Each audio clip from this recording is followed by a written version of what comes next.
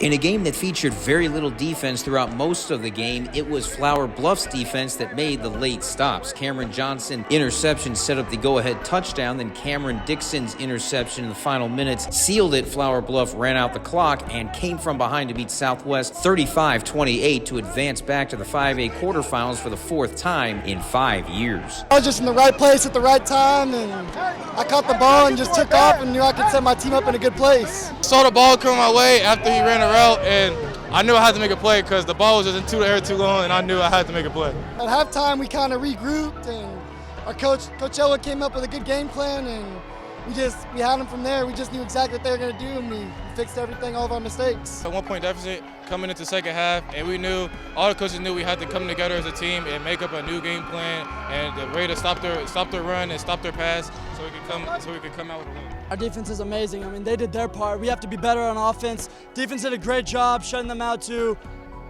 Just one touchdown in the second half, so I mean, shout out to them. They did a great job. Our offense, we need to come back next week with a whole lot more firepower. Been in those positions before, like me and JJ and Cam and Jacob, you know, we just stayed calm and did our thing.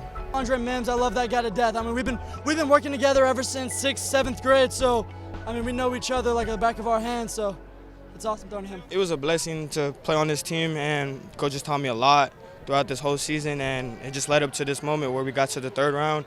We made a couple mistakes that we should never made, but they're a very good team for a reason. That's why they're in the third round, and they just took advantage of our mistakes, and it was over.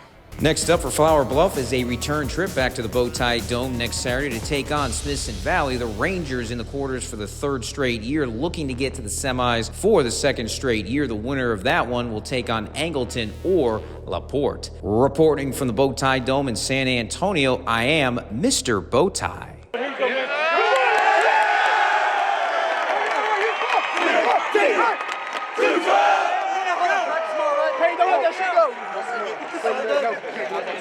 Y'all can't come up on Sunday. We'll get with y'all. Hey, defense, great job. Way to keep us in the game. We'll be a lot better on offense next week. All right, break it up, hey. Hey, big guys on STB. Big guys